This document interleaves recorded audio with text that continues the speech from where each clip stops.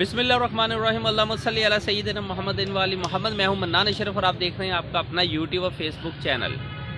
बड़ा शोर हुआ था इमरान खान, नवाज शरीफ हो खा या कोई भी सियासतदान हो, सबकी ख्वाहिश होती है कि जब कोई भी आर्मी चीफ बने, वो आर्मी चीफ वो बने जिसे वो चाहते हों, जो उसे अवाम चाहती हो या कोई ऐसी चीज़ है। बहरहाल बहुत सारी बातें आ जाती हैं। अच्छा, नवाज शरीफ साहब ने शायद यही सोचा था कि मैं सबसे ज़्यादा पावरफुल हूँ इस पूरे मुल्क के अंदर, सबसे ज़्यादा ताकतवर हूँ और ताकतवर शख्सियत का चुनाव भी मैं ही करूँगा। ये शायद उन्हें कोई गलत फहमी बड़ी शिद्दत के साथ किसी ने महसूस करवाई कि जी आप ही सबसे बड़े पावरफुल हैं, आपने ही करना है। हालांकि नवाज शरीफ साहब सज़ा याफ्ता हैं और वो मुजरम है, मुल्ज़म नहीं है। मुजरम और मुल्ज़म में बहुत फ़र्क होता है। मुल्ज़म को अभी होना होता है मुजरम, और मुजरम हो चुका होता है, सज़ा याफ्ता होता है। और नवाज शरीफ साहब सज़ा याफ्ता होने के बावजूद मुल्क से बाहर बैठे हैं और मज़ा कर रहे हैं, अपनी सज़ा का मज़ा कर रहे हैं, और उनकी बेटी भी उन्हीं के साथ है।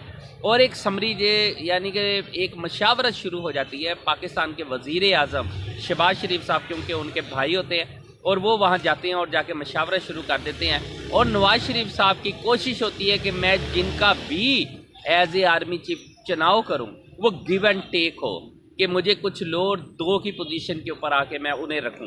अब बात ये है कि जब आप किसी को गिव एंड टेक करते हैं ना, तो कोई ना कोई मामला जो है ना वो अंदर डिस्कस होता है कि जी देखिए, मेरा नवाज शरीफ साहब की ख्वाहिश होगी, सबसे बड़ी ख्वाहिश ये होगी कि मुझे क्या देते हैं। अगर मैं कोई चुनाव करता हूँ, मैं तैनाती कराता हूँ या मतलब कि कोई भी चीज़ मशवरा देता हूँ, मुझे क्या मिलेगा। देखिए, नवाज शरीफ साहब की एक ही ख्वाहिश होगी, मेरे केसेस ख़त्म हो जाए, मेरी बेटी को आने वाले वक्त इलेक्शन में एज ए वज़ीर आज़म मसलन के लाया जाए, उन्हें वज़ीर आज़म बनाया जाए, पंजाब गवर्नमेंट ख़त्म कर दी जाए, इमरान खान को नाहल करार दे दिया जाए, उनकी गिरफ्तारी हो जाए।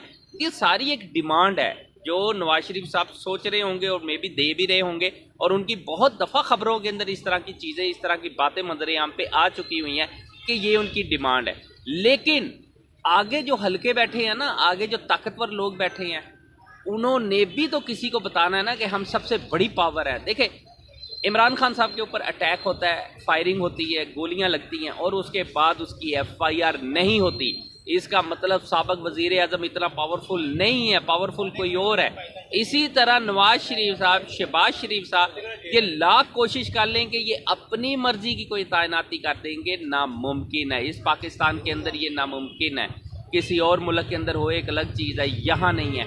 अब ये सारी चीज़ें डिस्कस हो रही। इमरान खान साहब को अपना सबूत देना पड़ा है कि मुझे वाकई गोलियां लगी। उन्होंने पट्टी करते हुए अपनी वीडियो बनाई और वायरल की कि भाई ये देखो, ये जख्म है मेरे, मुझे वाकई गोलियां लगी हैं। लोग मजाक उड़ा रहे हैं। पाकिस्तान के अंदर एक चीज़ आपको बता दूं कि जो लोग ये समझते हैं कि एंकर जो है वो बिकते हैं, मतलब इसमें नो डाउट है कि लफाफाइज़म हमारे यहाँ से सहाफ़त बहुत बड़ी तादाद में हो गई है। लेकिन अगर आप ये कहें कि एक पूरा एक मतलब सिस्टम बनाना है, उसके लिए एंकर अपना किरदार, एंकर्स बाद में होते हैं, पहले मालकान होते हैं, पहले टीवी चैनल्स के मालकान बिकते हैं, उसके बाद एंकर्स को वो एक मिशन दे दिया जाता है कि आपने पूरा सिस्टम इस एक यानी कि प्याले के अंदर बंद कर देना है। लेकिन उसके लिए सारे प्रोग्राम उसी लाइन में, उसी डगर पे शुरू हो जाते होते हैं, जो एक उन्हें मिशन दे दिया जाता है कि जी अब ये बयानियाँ चलाना है, वो उसी बयानिए के ऊपर काम करना शुरू कर देते हैं। बात यह है कि पाकिस्तान की तारीख भरी पड़ी है, यहाँ हमेशा ताकतवर को सलूट है और कमज़ोर धक्के खाता फिरता है। अदालतें हो, कचहरियाँ हो, इसके अलावा आप किसी भी सरकारी महकमे के अंदर चले जाएं, आपको हर सूरत किसी न किसी ताकतवर का सहारा लेना पड़ना है, वरना आप काम नहीं कर सकते, वरना आप इंसाफ नहीं ले सकते। आपकी कोई मदद, कोई इमदाद नहीं हो सकती जब तक आपके साथ कोई ना कोई ताकतवर बंदा खड़ा ना हो जाए। लिहाजा ताकतवर की बहुत बड़ी डिमांड है इस पाकिस्तान के अंदर। अगर आपको जीना है, आपको रिस्पेक्टेबल तरीके से कोई बिजनेस करना है, तो आपको किसी ना किसी ताकतवर का सहारा लेना ही पड़ता है। अब आ जाते हैं कि जी नवाज शरीफ साहब को एक पैगाम दे दिया गया, शहबाज शरीफ साहब को एक पैगाम दे दिया गया कि बाबा ये फैसले आपने नहीं करने हैं, आपने सिर्फ फॉर्मेलिटी पूरी करनी है। फैसला पिंडी का मामला है, पिंडी ही हल करेगा, पिंडी ही फैसला करेगा कि किससे आर्मी चीफ बनाना है, सिपा सलार बनाना है, इसलिए कि वो पूरी कौम का सिपा सलार है। लिहाजा अगर आप लोग ये देखें ये कम है ये ज़्यादा है, कम ज़्यादा वाला मामला बिल्कुल नहीं है। जो नाम आ जाते हैं वो कम ज़्यादा के तौर पे नहीं आते, वो आते हैं कि जी ये इस काबिल है कि इन्हें सिपा सलार बना दिया जाए, लिहाजा वो है। अब गेम नए एंगल पे शुरू हो गई। चलते चलते मैं बस आपको इतना ज़रूर बताऊंगा कि अब गेम एक ख़तरनाक सूरत हाल से दो चार हो गई। अब क्या हुई है? अब ये हुई है कि सबसे पहले डॉन अखबार उसमें कूद गया।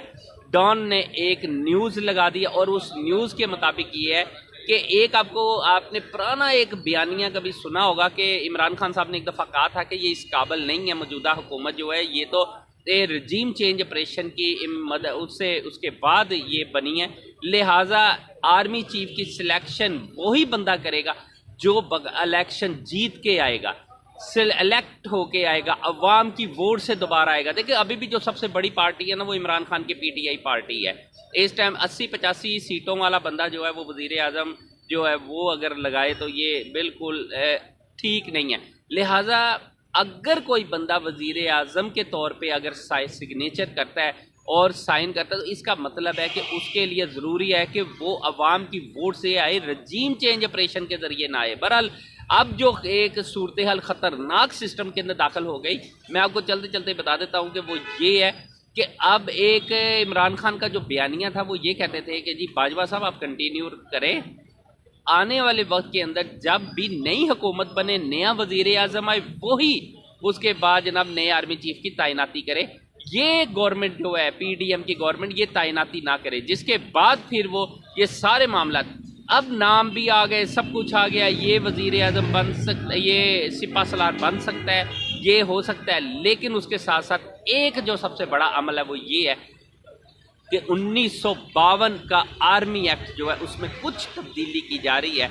डॉन ने तो न्यूज़ लगा दी है, अभी तक मज़ीद भी भाई हलचल हो जाएगी, लेकिन उसके मुताबिक ये है कि कंटिन्यू करेंगे। अगर मसलन कि ये सारी अमेंडमेंट हो जाती है तो इसका मतलब है कि मौजूदा आर्मी चीफ ही कंटिन्यू करेंगे और वही एज ए सिपा सलार तब तक रहेंगे जब तक नई गवर्नमेंट नहीं बन जाती, नई सिलेक्शन दोबारा नहीं हो जाती। अगर ये चीज़ हो जाती है तो फिर सोचेंगे फिर बाकी क्या होगा। देखें बहुत सी उंगलियां उठ चुकी हुई हैं, अंदर से भी पिंडी में भी उंगलियां उठना शुरू हो गई हैं कि जी क्या अब एक मुजरम सिपा सलार की सिलेक्शन करेगा, एक मुजरम यानी कि ये तय करेगा कि हमारे पूरी कौम का सिपा सलार कौन होगा। ये बातें अब घर घर होना शुरू हो गई हैं। लिहाजा इस चीज़ को रोकने के लिए अब एक चीज़ है कि कंटिन्यू अगर होता है, देखिए एक चीज़ होती है कि आपको एक्सटेंशन देना, एक्सटेंशन के तरीक़ेकार मुख्तलिफ है, उसके अंदर बहुत से अदारे इन्वॉल्व होते हैं, प्रेसिडेंट ऑफ पाकिस्तान इन्वॉल्व होता है, समरी जाती है वगैरह वगैरह, बहुत लंबा प्रोसीजर है। लेकिन अगर कंटिन्यू करना है, अगर इसे बिल्कुल इसी तरह ही एज इट इज़ तो और उसमें अमेंडमेंट हो जाती है 1952 एक्ट के अंदर, आर्मी एक्ट जो है, तो फिर उसके मुताबिक यही होगा, ये एज इट इज़ चली जाएंगे। और जैसे जैसे फिर जब वक्त आएगा दोबारा फिर उस टाइम के ऊपर मतलब जो नाम हिट लिस्ट के ऊपर मतलब 4 नाम होंगे या 5 नाम या 3 नाम, उनमें से एक को सिपा सलार बना दिया जाएगा।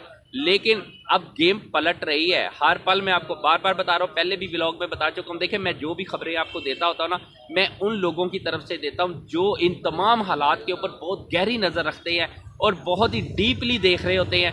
वो उन लोगों की तरफ से जब मुझे इंफॉर्मेशन मिलती मैं उसके मुताबिक आप तक ये मालूमात पहुँचा देता हूँ। लेकिन एक बात जाते जाते ज़रूर मैं यानी कि लास्ट पे बता दूँ कि हर पल सिस्टम चेंज हो रहा है, हर पल बदल रहा है। मैं आपको बार बार कह रहा था कि कुछ डेडलॉक ऐसे होने हैं जिसने सारे निज़ाम का तहस नहस कर देना है, कुछ डेडलॉक, और ये डेडलॉक अभी भी कायम व दायम है और उसके मुताबिक फ़ैसले हो रहे हैं। अगर इस्लामाबाद में कुछ फ़ैसले हो रहे हैं तो पिंडी में भी बैठ के कुछ फ़ैसले हो रहे हैं और पिंडी और इस्लामाबाद के इन फैसलों की मद में एंड क्या होता है ये आपको बहुत जल्द पता चल जाएगा। लेकिन एक चीज़ ज़रूर है कि हालात अब बहुत तेज़ी के साथ तब्दील हो रहे हैं और अगर आर्मी एक्ट के अंदर तरमीम हो जाती है 1952 के अंदर, तो फिर नए जो सिलेक्शन है वो शायद उस हिसाब से ना हो सके जो इस टाइम शोर है। मनान अशरफ को इजाज़त दीजिए, नेक्स्ट इंशाल्लाह जैसे ही कोई मालूमात आती है मैं आपसे ज़रूर शेयर करूँगा।